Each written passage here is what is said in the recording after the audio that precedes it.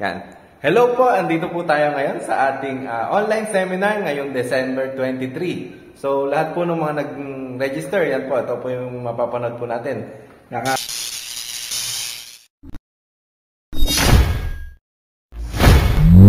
Naka-online na po sila ngayon. Yan. So, mag-i-start na po kami. Yan. Sa susunod po na seminar natin, mga January katapusan na po yun. May face-to-face na po kaming ikakandak nun. So, kita-kita po. Ewan ko makakapag-video ko ng mahaba, kaya tingnan na lang natin. Ito po ay highlights lang ulit ng ating gagawing seminar ngayong December 23. Kita-kita.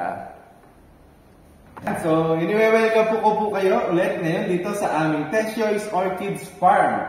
So, alam niyo po ba, bago makarating sa 5 inches yan, umaabot ng 1 to 2 months. Tayo, ano ba yung mga natutunan natin?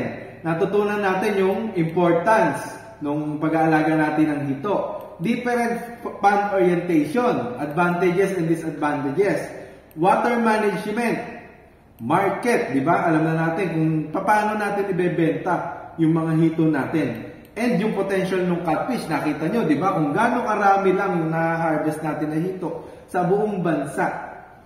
So, napakalaki pa ng market na i-fill natin. Tsaka yung mga business na pwede natin gawin sa pag-aalaga ng hito. So, sa tingin nyo, makakapag-alaga na po ba kayo ng hito o makakapag-start na po kayo after po natin dito? So, sabi ko nga kanina, yung hatchery production, ito yung isa sa lucrative business na pwede nating pasukin sa paghihito. Pero dapat, alam mo kung paano muna magpalaki ng hito bago ka pumasok sa hatchery. Magkakaroon po tayo ng, ito, nakikita nyo ba yung cellphone ko? Ayan. Magkakaroon po tayo ng ocular. So, nakikita nyo yung sarili nyo. Ayan. So, iikot po tayo ngayon dun sa aming, ano ba tawag dun? Sa aming farm. Pupunta po tayo ngayon sa aming concrete pond at saka circular pond. Kung may ano po yung kasama na po ba yung price doon sa yung 8.5 po, hindi pa po kasama yung shipping fee doon. 1 po yun. 8.5 pala, 8.5 yung tarapal lang po mismo. Pero kung dalawa po yung bibilin nyo, less 500 po. Pero ito, kamukha nung ginawa po namin dito sa concrete pond. Ito po yung concrete pond natin. Nakikita po ba? So ang nakalagay na po dito is mga breeder. So ayun po yung drip irrigation natin. So diretso po 'yun sa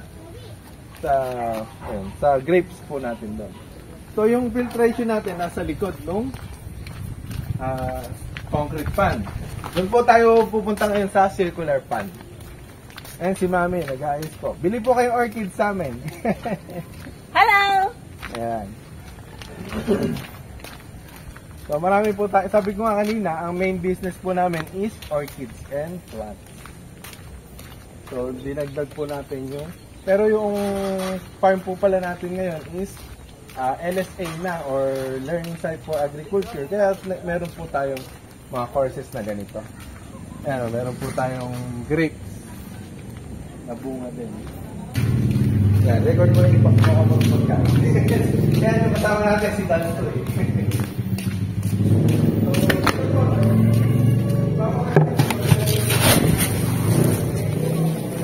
May papa.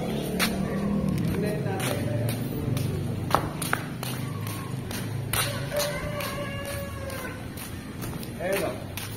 Yan, papakain. Yan. Sige, tigisa tayo hawak eh. Ewan ko kung nagpakain na ba si Kuya? Ayan o. Dami. Ayan po yung mga, ito, ginawa na rin namin breeder to. Sobrang puno na may ginawa mo. Ginawa na rin po namin breeder yan. Lalaki.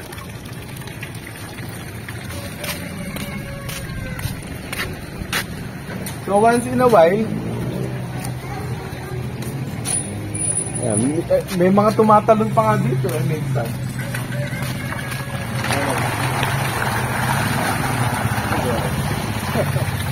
Sakayin ko pa. Ito, mga lalaki na rin ito. Mga 1 year na rin po lang. Ano, Ito ba?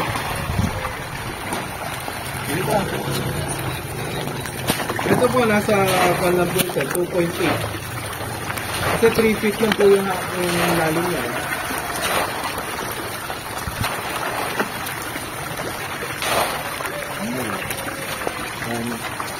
Malaki.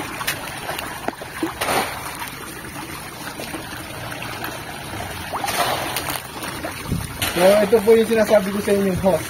Paloob din yung bakal. Ayan. So, naka-welding din po yan.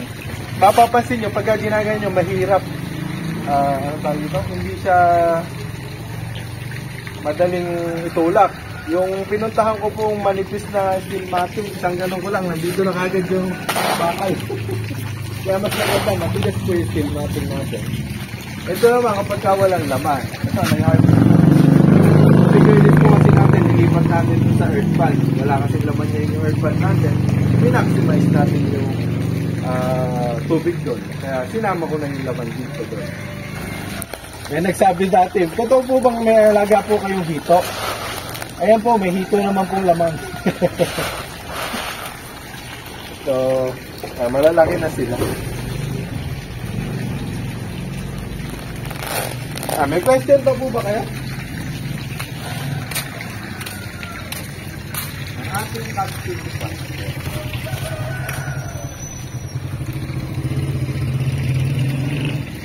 Bubuo na yung bolo. Yes po.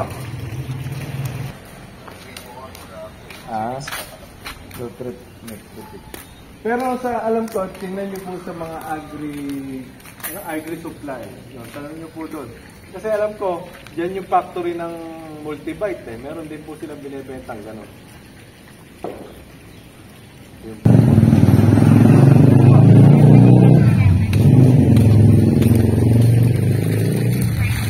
Fingerlings po natin ngayon kasi wala po kami available. Pero ang karaniwan pong price po namin, piso per inch. 1 peso per inch or 5 pesos per 5 inches.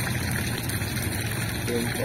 Yung mga dinideliver ko po na yun, 5 pesos per 5 inches. Yung nga lang po, may delivery fee yun ha. Pero ang kinocompute ko lang naman pong delivery fee, kung magkano magagastos na diesel, saka yung bayad sa tao. Pero kung gusto niyo po ng probiotics, meron po kami binibenta dito. Mas mura po siya kaya sa Orobiotics. Liquid form po siya, 1,000 per liter.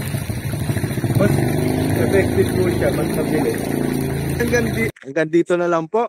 If ever may question po kayo, i-PM nyo lang po ako sa page. Then, pagka may gusto po kayong i-avail, yung tarapal po natin, message din po sa page. Wag nyo pong kakalimutan yung ating YouTube account na like, share, and subscribe.